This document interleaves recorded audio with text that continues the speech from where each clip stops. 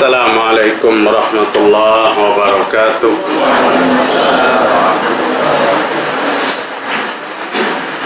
Innal hamdalillah nahmaduhu wa nasta'inuhu wa nastaghfiruh wa na'udzu billahi min shururi anfusina wa sayyiati a'malina. May yahdihillahu fala mudilla lahu ومن يضلل فلا هادي له أشهد أن لا إله إلا الله وحده لا شريك له وأشهد أن محمدا عبده ورسوله لا نبي بعده يا أيها الذين آمنوا اتقوا الله حق تقاته ولا تموتن إلا وأنتم مسلمون يا أيها الناس اتقوا ربكم الذي خلقكم من نفس واحدة وخلق منها زوجها وبث منهما رجالا كثيرا ونساء واتقوا الله الذي تساءلون به والأرحام إن الله كان عليكم رقيبا فإن أصدق الحديث كتاب الله وخير الهدى هدى محمد صلى الله عليه وسلم وشر الأمور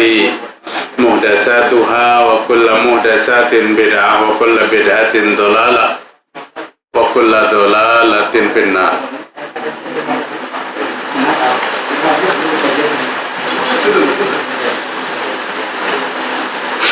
Alhamdulillah, mari kita bersyukur kepada Allah Subhanahu wa taala pada malam hari ini, malam Ahad tanggal 4 ya. 4 Rabiul Akhir 1441 Hijriah tanggal 30 November 2019. Alhamdulillah sehat walafiat. Alhamdulillah jamaah al-muhsinin sekalipun dapatnya hanya minggu kelima. Hampir lupa, hampir 7 lonang lain, maka ada keingatan Darul Arkom, ujar Darul Arkom minggu kelima pray kalau Ustaz pinggir Darul Lonong kan ingat di sini. Beliau menghubungi paksa diralat Darul Arkom. Mudah-mudahan sekalipun 2 bulan sekali kita bertemu di musala ini tidak mengurangi semangat kita untuk sama-sama membuka hati kita, membuka pendengaran kita untuk menerima ayat-ayat Allah di hadis Rasul sallallahu alaihi wasallam. Hadis yang kita angkat pada malam hari ini sebuah hadis yang diriwayatkan Imam Muslim dari Abdullah ibnu As-Sakhir. Siapa Abdullah ibnu As-Sakhir? Sahabat Nabi dari kaum Bani Amir. Rasul pernah menegur Abdullah. Di waktu Abdullah datang, saking menggebu-gebunya cintanya kepada Nabi, sayangnya kepada Nabi, sehingga keluar perkataan-perkataan pujian yang Nabi anggap berlebihan. Sehingga Nabi luruskan. Pada saat Abdullah menyanjung Nabi setinggi-tingginya, maka apa kata Nabi kepada Abdullah? Ya Abdullah, qulu bi qaulikum aw ba'di qaulikum la yastajriyannakumus syaitan. Wahai Abdullah, berkatalah kamu yang pantas-pantas, berkata yang kamu yang wajar-wajar. Maksudnya apa? Dalam memuji Nabi, silahkan puji Nabi, tapi batas-batas kewajaran. Atau apa yang kamu ucapkan hari ini, la yastajriyannakumus syaitan, kamu sedang dikendalikan oleh syaitan. Kenapa Nabi begitu keras mengatakan kepada Abdullah ibnu As-Sakhir? Karena apa?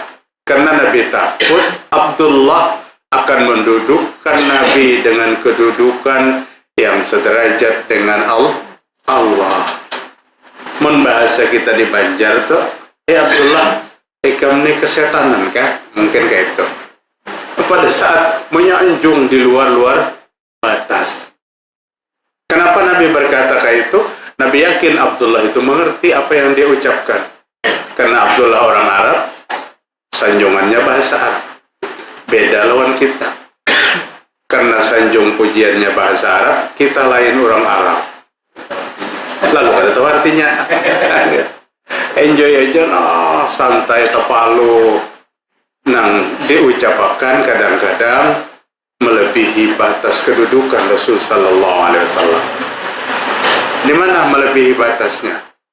Di antaranya salah satu kalimat yang berbunyi, ya akramal khalqi maliman aludhu bihi siwaka inda khululil hadisil amami. Ini dikumandangkan dengan lirik lagu yang luar biasa.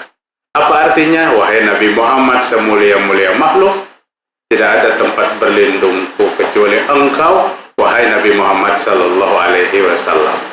Artinya, lamun kita urut-urut dengan Qul huwallahu ahad, Allahus somad. Allah tempat berlindung. Ada bait itu, nasib itu, Nabi Muhammad tempat berlindung. Sehingga Syekh Ibnu Utsaimin rahimahullah berkata, jika aku hidup pada masa orang menulis itu, maka aku akan suruh dia bertaubat kepada Allah Ta'ala. Bapak-bapak hadirin rahimakumullah. Tapi Abdullah ini sahabat Nabi. Sahabat itu paling nyaman diurus. Sehingga Nabi mengatakan orang yang hidup terbaik itu sahabat. Diluruskan nasib. Diluruskan nasib. Ada kita kadang-kadang membantah. Karena memang kalau disalahkan juga, yang meluruskannya bukan Nabi. Kalau sahabat itu, yang meluruskannya Nabi Muhammad Sallallahu Alaihi Wasallam. Nah, apa yang Nabi katakan kepada, apa yang Abdullah katakan? Ujar Abdullah ibn Sakhir radhiyallahu an, "Qala ataitun Nabi sallallahu alaihi wasallam." Satu hari aku datang menemui Nabi Muhammad sallallahu alaihi wasallam. Pada saat aku temui Rasul waktu itu, wa huwa yaqra al-hakumut takasur. Nabi sedang membaca surah Al-Kautsar. Dia menemui Nabi dan Nabi membaca surah Al-Kautsar. Al-hakumut takasur hatta zurtumul maqabir. Kalla sawfa ta'lamun, thumma kalla sawfa ta'lamun. Kalla law ta'lamuna ilmal yaqin, latarawunna al-jahim. ثم لترونها عين اليقين ثم لتسألن يومئذ عن النعيم. Masyhur ayat ini. Apabila kita sholat maghrib berjamaah, ada kadang-kadang melewati ayat ini dibaca pada saat waktu sholat maghrib karena ayatnya tidak panjang. Tapi Nabi membacanya begitu khusyuk. Tenang Rasul membaca Al-Hakumut Takasur. Apa kandungan di dalam surah Al-Hakumut Takasur? Allah berfirman, Al-Hakumut Takasur, bermegah-megahan telah melalaikan kamu. Hatta zurtumul maqabir, sampai kamu masuk ke dalam kubur. Kalla sawfa ta'lamun, janganlah begitu, kelak kamu akan mengetahui akibat dari perbuatanmu. Tsumma kalla sawfa ta'lamun, dan janganlah begitu, kelak kamu akan mengetahui. Kalla sawfa ta'lamun, tsumma kalla sawfa ta'lamun. Kalla law ta'lamuna ilmal yaqin. Kalla law ta'lamuna ilmal yaqin. Janganlah begitu jika kamu mengetahui dengan pengetahuan yang yakin. Latarawunnal jahim, niscaya kamu benar-benar akan melihat neraka jahim. Tsumma latarawunnaha ainal yaqin, dan sesungguhnya kamu benar-benar akan melihat dengan ainul yakin, dengan mata kepala. Tsumma latus'alunna yauma idzin anin na'im. Kemudian kamu pasti akan ditanyai pada hari itu tentang kenikmatan yang kamu megah-megahkan di dunia. Itu di antara kandungan ayat. yang dibaca oleh Rasul Sallallahu Alaihi Wasallam. Nabi membacanya, peringatan dari Allah bahwa kemegahan-kemegahan itu sering melalaikan manusia. Sampai saking lalainya, hatta zurtumul maqabir, sehingga dia baru sadar pada saat kematian itu datang, pada saat dia dimasukkan ke dalam kubur. Jamaah sekalian rahimakumullah, orang bermimpi itu hanya sadar apabila bangun. Lamun dalam guring, mimpi itu seolah-olah asli, panjang lebar dengan cerita yang bagai macam, senang sedih. Tapi hanya tahu bahwa itu mimpi apabila bangun. Apabila bangun hanya tahu mimpi. Kalau masih dalam guring itu kenyataan. Begitu ahli-ahli maksiat itu. Orang yang senang dengan kemegahan-kemegahan yang tidak ada batas. Mereka baru sadar hatta zurtumul maqabir, sehingga dia masuk ke dalam kubur. Jemaah rahimakumullah, kemudian di penghujung ayat itu Allah Subhanahu wa taala berfirman, "Tsumma latus'alunna yauma idzin 'anin na'im." Kemudian kamu pasti akan ditanya pada hari itu tentang kenikmatan yang kamu megah-megahkan itu. Kita akan ditanya tentang itu semua. Tidak ada yang bisa menghindar. Tinggal proses pertanyaannya aja yang kayak apa. Proses pertanyaannya yang berbeda. Jemaah rahimakumullah, maka Rasul Sallallahu Alaihi Wasallam dari Abu Hurairah dalam sebuah hadis yang diriwayatkan Imam Hakim fil Mustadrak menawari sahabat. Nabi menawari sahabat, maukah ku ajari amalan-amalan yang apabila kalian mengamalkannya, maka Allah akan memproses hisab kalian nanti pada hari kiamat dengan proses yang sangat mudah. Hasabahullahu hisaban yasir. Allah akan menghisapnya dengan hisab yang sangat mudah. Wa adkhalahullahu al-jannah birahmatih. Allah akan memasukkan ke surga dengan rahmatnya. Mendengar tawaran Nabi, sahabat tergiur sebertaan. Sehingga mereka berkata, qalu ya Rasulullah, sampaikan wahai Rasul, amalan apa itu yang kami proses hisapnya nanti pada hari kiamat kada dipersulit.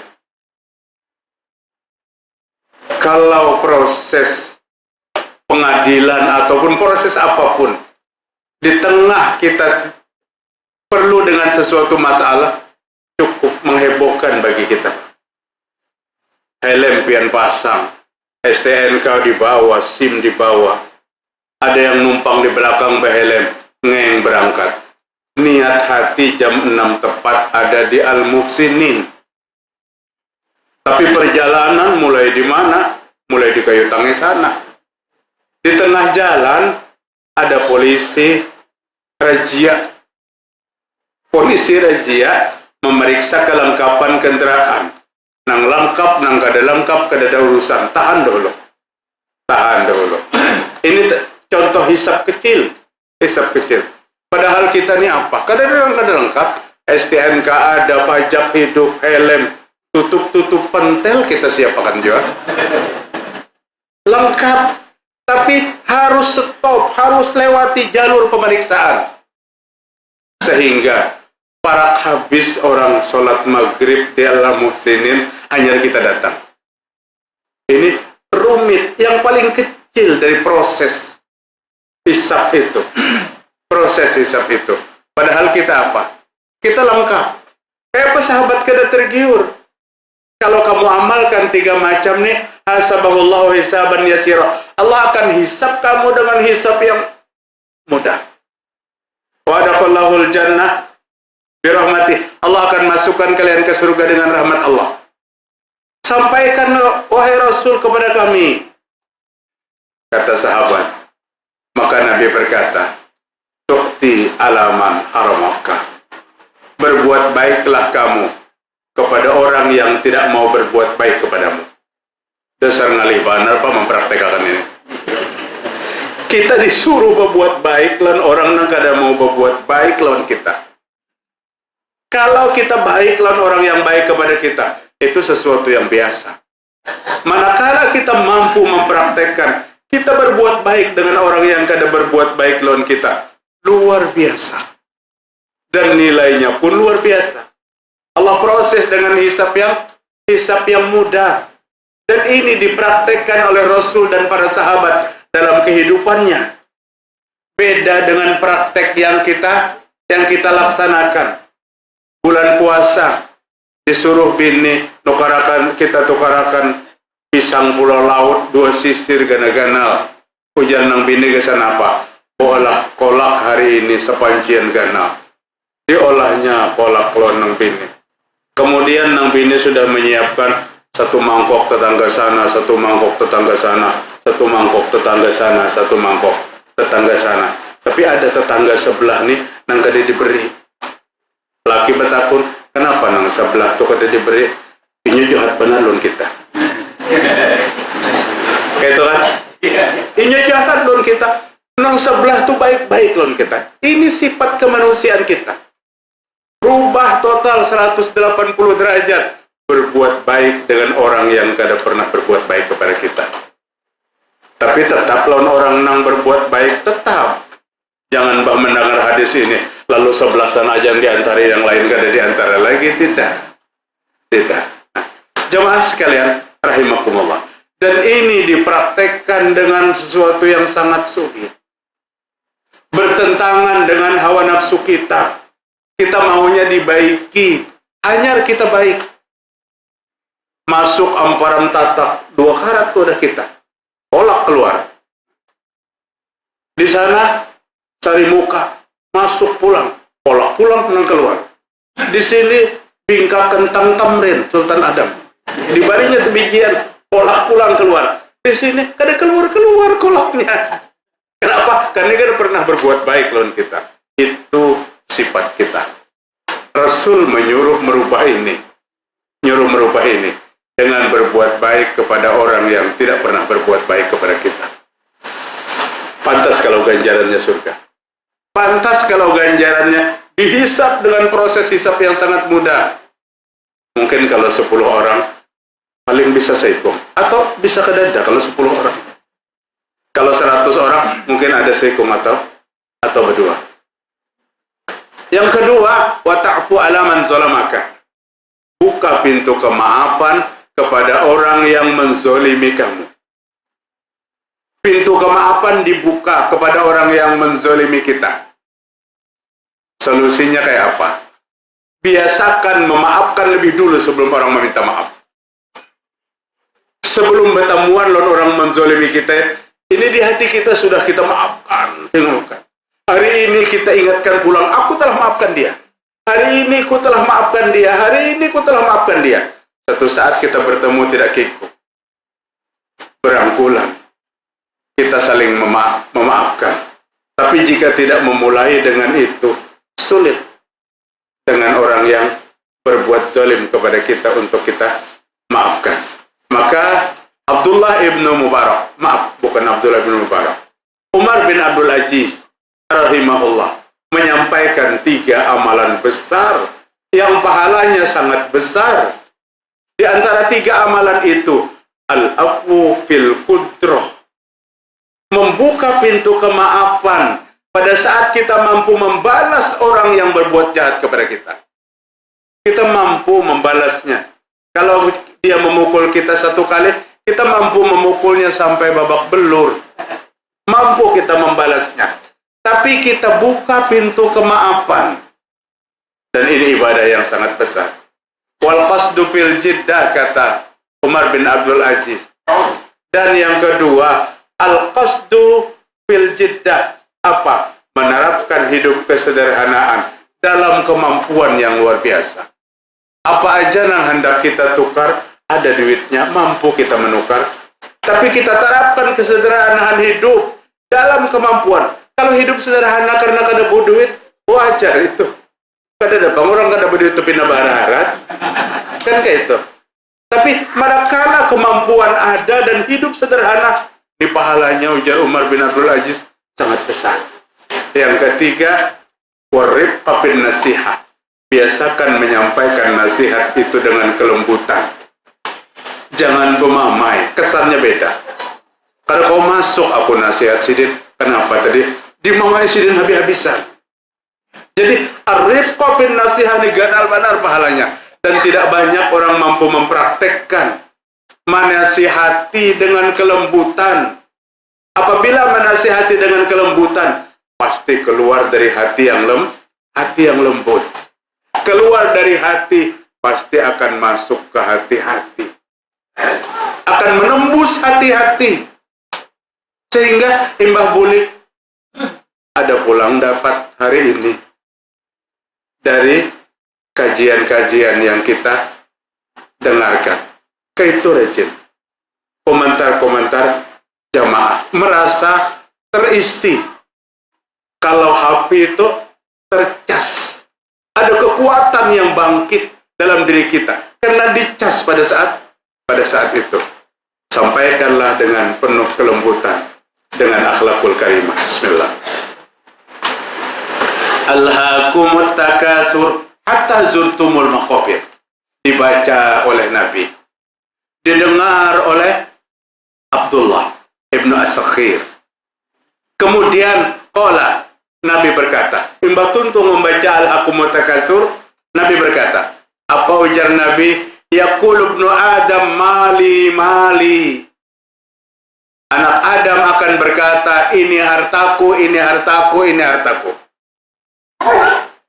Itu keadaannya kita. Nang di Higa TPRI itu rukoku. Nang di Sultan Adam di Perak Atanur itu rukoku. Ini hartaku, hartaku, hartaku. Kata anak Adam. Ujar Nabi setelah membaca ayat itu.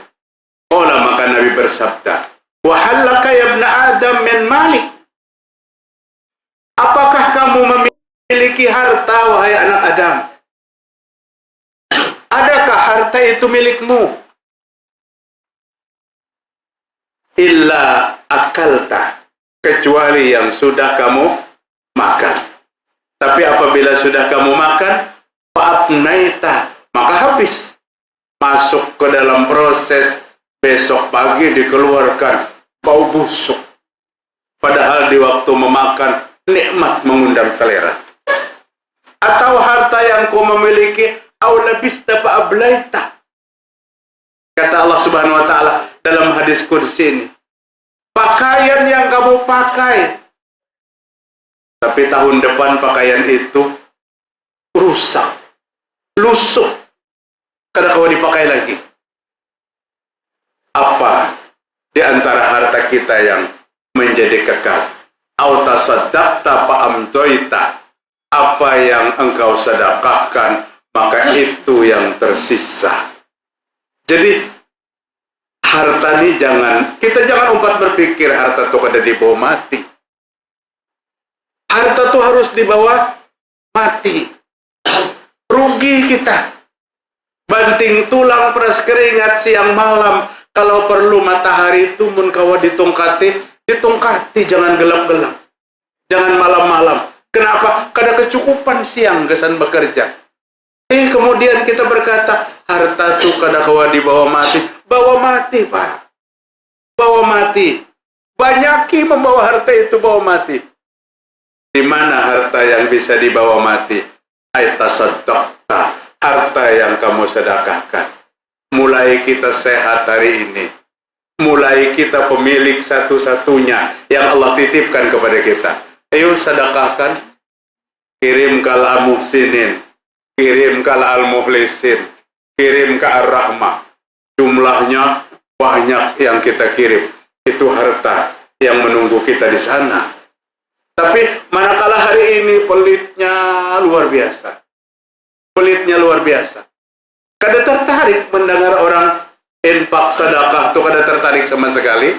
Padahal ada. Hartanya banyak.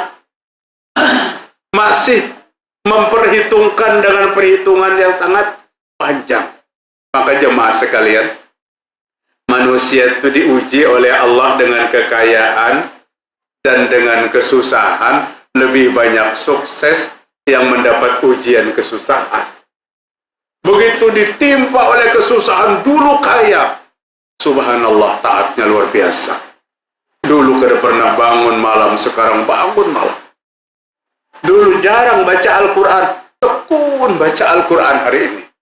Salat selalu berjamaah, tengah malam menadah kepada Allah, dia serahkan, ya Allah, selesaikan apa yang hamba laksanakan, apa yang hamba hadapi.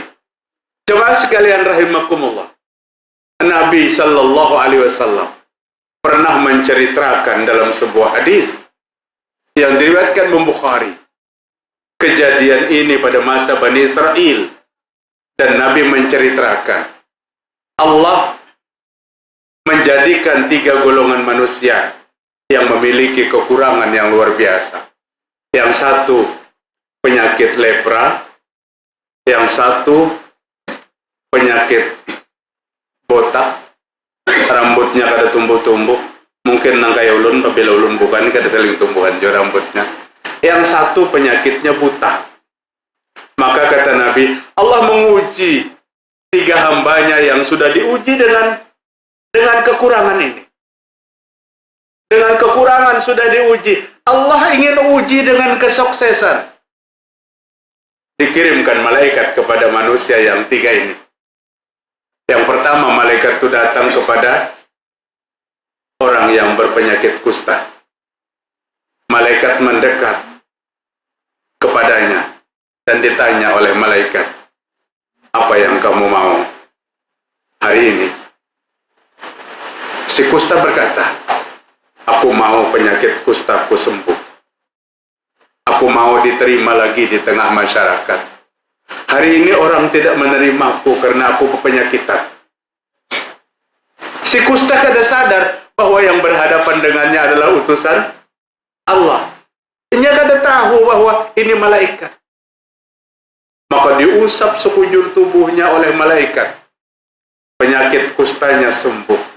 Sekujur tubuhnya bersih, putih, bening. Kada ada lagi bekas kustanya. Malaikat tadi bertanya, habis ini hendak apa lagi kau? Aku ingin menjadi orang yang kaya. Berikan kepadaku seekor sapi yang setumat lagi melahirkan, dan itu kupelihara. Maka diberikannya seekor sapi. Yang tidak lama setelah itu lahir sapinya. Malaikat yang sama, kata Nabi, datang lagi kepada penyakit botak. Nabi bertakun. Malaikat bertanya, kamu hendak apa? Ujar si botak, aku maunya rambutnya tumbuh subur, sehingga rapi. Kada perlu lagi pakai topian. Ini pakai topi terus karena supan membuka lapangan ganal banar. Diusap oleh malaikat di atas kepalanya. Hadis ini sahih, Pak, bukan dongeng. Hadis ini Imam Bukhari. Diusap di atas kepalanya, maka tumbuh rambutnya, rapinya luar biasa. Bertanya lagi malaikat, hendak apa? Sama jawabannya, aku hendak menjadi orang kaya. Berikan kepadaku seekor sapi betina yang hampir melahirkan. Diberikan 2 lembah penuh dengan sapi-sapi mantan kusta dan mantan botak. Malaikat datang lagi kepada satu yang penyakit buta. Malaikat bertanya, apa yang kamu minta wahai seorang laki-laki? Si buta berkata, semoga kedua mataku sembuh dari kebutaan. Diusap matanya oleh malaikat, kemudian matanya terang benderang, melihat yang tadi tidak dilihatnya. Dan malaikat bertanya, kamu maunya apa? Aku memang ingin menjadi orang kaya.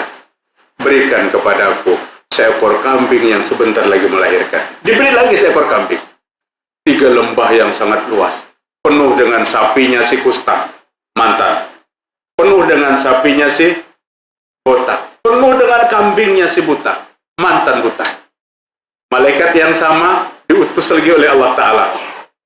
datangi itu mantan si kusta, dan kamu berpenampilan layaknya seperti orang yang berpenyakit kusta. Malaikat datang seperti orang yang berpenyakit kusta, menemui seorang laki-laki yang kaya raya, yang dulu berpenyakit kusta itu.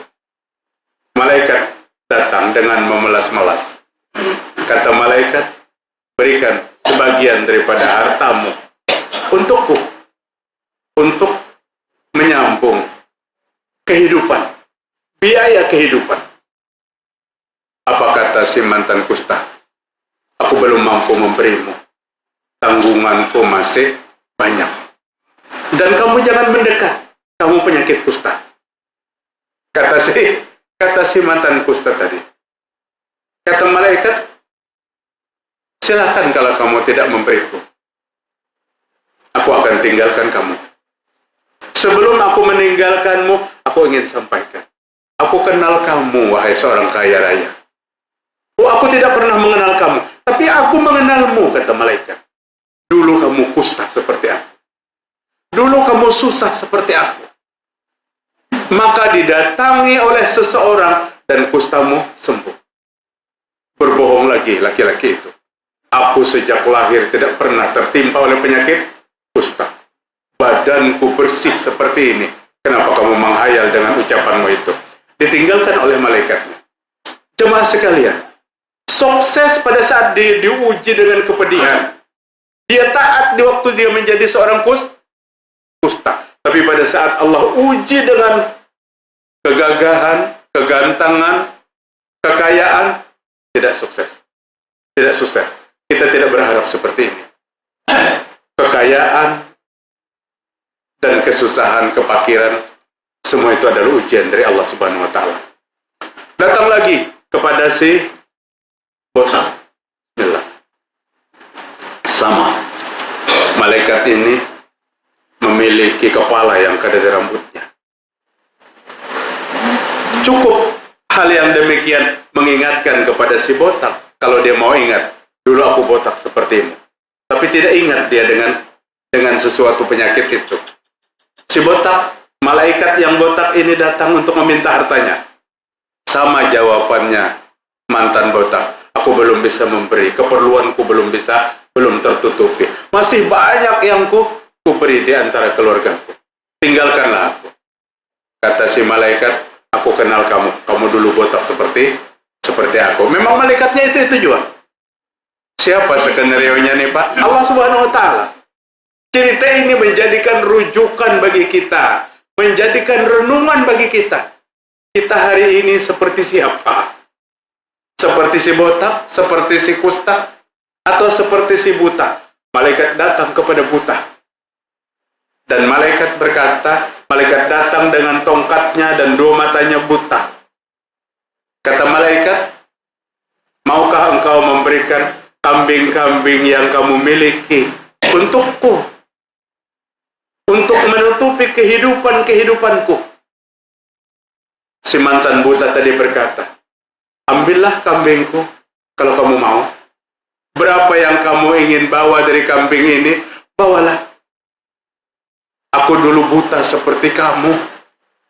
Ada seorang laki-laki yang datang mengusap mataku sehingga aku tidak buta lagi. Aku susah seperti kamu.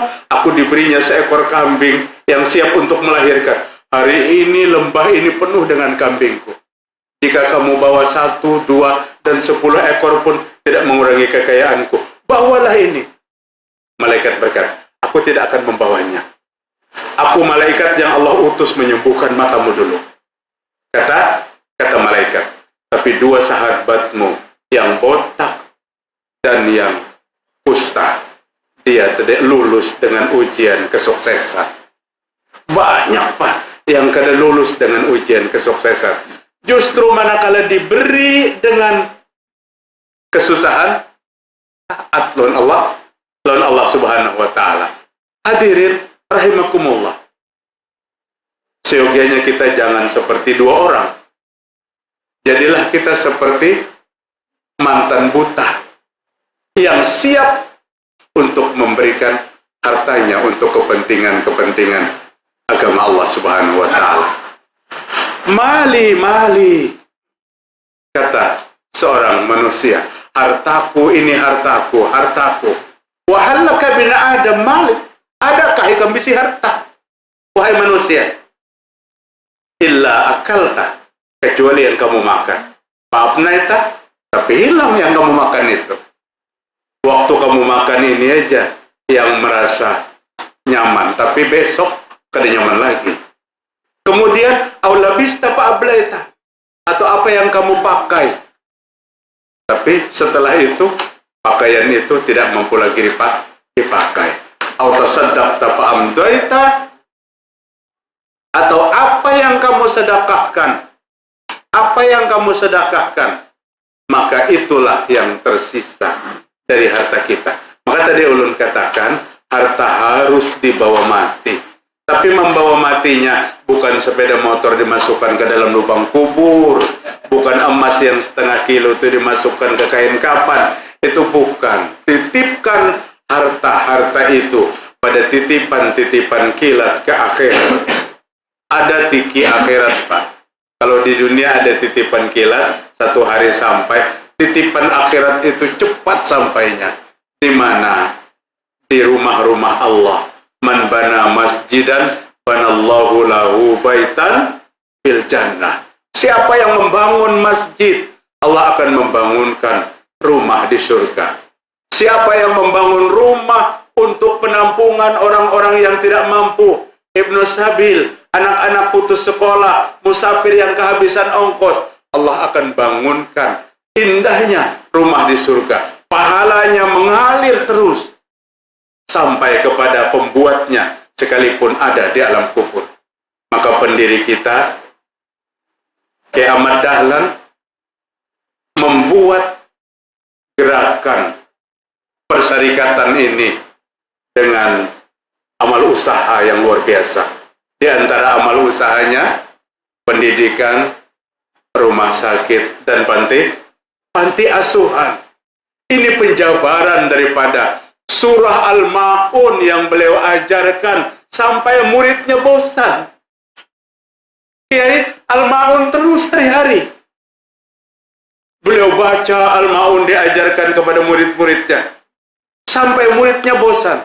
Sehingga apa kata Kiai Ahmad Dahlan? Aku berhenti mengajarkan Al-Ma'un jika di antara kalian sudah mampu mempraktekkan kandungan surah Al-Ma'un itu. Apa yang terkandung dalam surah Al-Ma'un? Ara'aital ladzi yukadzibu biddin. Tahukah kamu siapa yang mendustakan agama itu? Ara'aital ladzi yukadzibu biddin. Apa sambungannya? Fadzalikal ladzi yad'ul yatim. Mereka yang menyia-nyiakan anak yatim. Wala yahuddu ala tu'amil miskin. Mereka yang tidak memberi makan kepada fakir miskin. Fawailul lil musallin. Celaka bagi orang yang sholat. Alladzina hum an sholatihim sahun. Yang sholatnya selalu tertunda. Sholat aja. Makanya kalimatnya celaka orang yang sholat, bukan orang yang gak ada sholat. Tapi sholatnya imbah tuntung, salam asar, azan maghrib. Hanya pangba asar, maghrib sudah, seorang mau ulur-ulur waktu. Jadi celaka kata walladzina hum yura'un. Dan orang yang ria dalam ibadah salatnya. Wa yamna'unal ma'un. Tidak mau, enggan untuk memberikan hal-hal yang berguna. Kiai Ahmad Dahlan minta ini dipraktekkan dalam kehidupan persyarikatan. Bermanfaat, hubungan hablum minallah dan hubungan hablum minan nas, Pak. Hablum minan nas. Jemaah sekalian rahimakumullah, dalam sebuah hadis yang diriwayatkan Imam Muslim, wa ma siwa dzalika fa huwa dzahibun wa tarikahu linnas. Dan selain itu, maka akan sirna dan dia tinggalkan untuk manusia. Selain harta yang diinfakkan, disedekahkan, dikirimkan berdahulu sebelum mati, sirna dan ditinggalkan kepada manusia sesudahnya. Siapa ampunnya? Ahli waris. Maka Rasul mengatakan, bersedekahlah, berinfaklah selagi kita sehat, selagi harta itu kita yang menjadi amanah dari Allah hari ini. Jangan berinfak itu sudah 6 bulan di kasur, diheringakan, didudukakan, mulai rokok nang digambut jual, bariakan ke masjid gambut, nang di kayu tangi jual, julungakan ke masjid Hasanuddin Majdi. Umpamanya ada nang sungai andai, sarahkan ke arah mak. Ujar sidin, ujar nang anak, ini apa-apa nih? Ini ahli waris sudah menghitung nih. Ahli waris sudah menghitung kuitan kaza wa kaza wa kaza wa kaza, beriakan. Esok pada datangnya anak merawatnya. Karena terlambat kita membagi-bagi harta. Tapi yang terjadi kadang-kadang terlambat. Selagi kita sehat. Antalil mali iza amsakatahu fa iza anfaqtahu malil malilaka. Malalaka. Kamu dimiliki oleh harta jika kamu menyimpannya. Lamun nang kita simpan itu harta yang memiliki kita. Tapi faiza ampakta, apabila yang kita impakkan malaka, maka kamu yang memiliki harta. Jadi nang disimpan itu nang memiliki kita. Ada Mercy di rumah, di garasi. Ujar Mercy itu, Tuhan itu ampunku. Mercy jadi bos. Ada sepeda buruk dibariakan non tetangga. Nih supaya pian jangan berjalan ke masjid.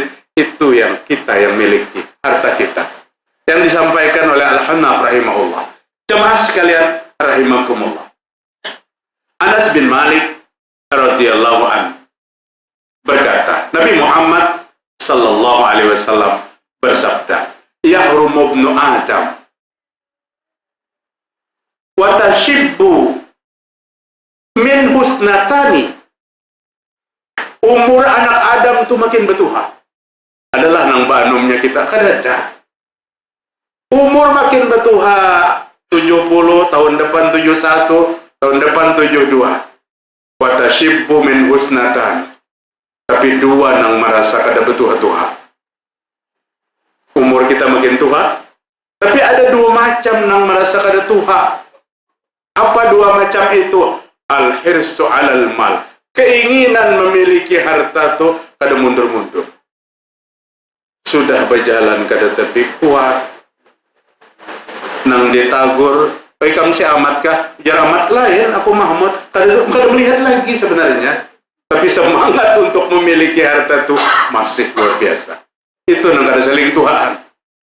Fisiknya tuha, semangatnya masih mudah dalam urusan harta. Ujar Nabi ini, wal hirsu 'alal umur, dan semangat untuk panjang umur. Berjalan tertatih-tatih. Memasukkan makanan ke hidung, tangan kada konsen lagi. Harusnya ke sini nah. Tapi urusan mudahan undah 50 tahun lagi hanya mati. Urusan minta panjang umur, salahkah? Kada salah memang kada salah, tapi memadahkan Nabi yang Nabi katakan nang kada seling tuhaan tu dua semangat untuk panjang umur dan semangat untuk memiliki harta. Jemaah sekalian rahimakumullah, Abu Hurairah radhiyallahu an berkata, Nabi Muhammad sallallahu alaihi wasallam bersabda. Apa kata Nabi sallallahu alaihi wasallam? Nabi menyampaikan kepada Abu Hurairah, la ya'tiyanna 'alan nasi zamanun la yubalil mar'a akhadha minal mali bihalalin aw biharamin. Hadis diriwayatkan Imam Ahmad. Apa kata Nabi Muhammad sallallahu alaihi wasallam? Nanti akan datang satu masa kepada manusia. Kita akan temui satu masa itu. Apa? Zamanun la yubalil mar'a bima akhadha minal mal bihalalin aw biharamin. Satu zaman yang manusia kada pernah peduli lagi dari harta yang diambilnya. Apakah itu harta yang halal ataukah harta yang haram? Bahkan ada komentar yang menyakitkan. Jangan pun yang halal. Ya gitu kah? Nang haram aja ngalih. Memang nang haram tuh ngalih. Ngalih, mengambilnya sembunyi-sembunyi. Untuk menutupi itu harus berbohong. Ngalih. Itu ucapan terbalik aja. Nang terbalik aja. Sebenarnya ucapannya tuh nang halal tuh nyaman, nang haram ngalih. Itu ucapannya. Tapi jangan pun yang halal, nang haram aja ngalih jadinya. Kasihan nang halalnya tuh nang ditikirnya habis-habisan. Banyak orang yang terpikir terbalik. Pikir terbalik. Sama di waktu hendak menunjuk pemimpin bangsa itu, biar kada Islam asal jujur. Kenapa maka berbalik itu menilainya? Islam kada jujur, lebih baik kada Islam nang jujur. Coba diputar. Lebih baik orang Islam nang jujur daripada kada Islam nang kada jujur.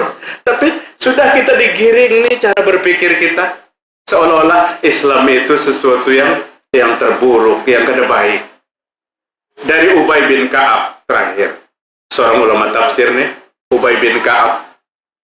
Ada 5 ulama tafsir di kalangan sahabat: Abdullah bin Abbas, Abdullah bin Mas'ud, Mu'az bin Jabal, Ubay bin Ka'ab, Tamim Ad-Dari. Ini tokoh-tokoh mufassir di kalangan sahabat Nabi. Tapi tokoh utama Abdullah bin Abbas, seorang penafsir yang cerdas karena dia didoakan oleh Nabi Muhammad sallallahu alaihi wasallam. Apa kata Ubay bin Ka'ab? Ubay bin Ka'ab bin Malik al-Ansari. An abihi qala Rasulullah sallallahu alaihi wasallam. Kata Ubay bin Ka'ab, mazibani ja'i'ani ursila ala ghanamin bi afsadaha min hirsil mar'i alal mali wa syarafi lidinihi. Hadis diriwayatkan Imam Tirmizi dalam hadis yang sahih. Apa kata Nabi Muhammad sallallahu alaihi wasallam? Mazibani ja'i'an. 2 sarigala yang lapar. 2 sarigala yang lapar. Ursila ala ghanamin. Yang diutus, yang dikirim kepada seekor kambing. Sarigala lapar itu makanannya kambing. 2 sarigala lapar diampahkan lawan kambing seikung. Kambing terpisah.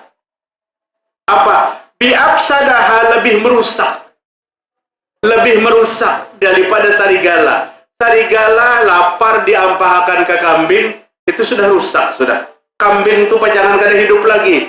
Tapi ujar Nabi, lebih rusak dibandingkan dengan hirsil mar'i alal mal. Tomaknya manusia kepada harta.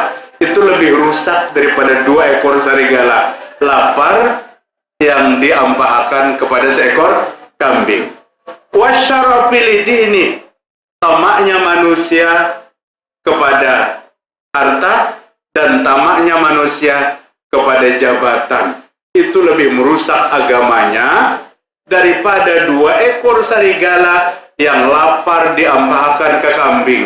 Lebih rusak agama kita apabila dipegang oleh manusia-manusia yang rakus terhadap harta dan rakus terhadap jabatan. Sebelum dia pegang jabatan, dia berfatwa dengan fatwa yang bagus dan indah. Ini kada boleh, ini benar, ini kada benar, ini benar. Tapi pada saat jabatan itu tercapai, maka fatwanya semua meleset dari fatwa-fatwa pertama. Karena apa? Seorang yang rakus dalam sebuah jabatan lebih rusak kepada agamanya daripada 2 ekor sarigala yang akan menerkam seekor kambing. Mudah-mudahan pian dapat memahami apa yang dapat ulun sampaikan. Semoga Allah memberikan hidayah kepada kita semua. Subhanakallahumma wa bihamdika asyhadu an la ilaha illa anta astaghfiruka wa atubu ilaik.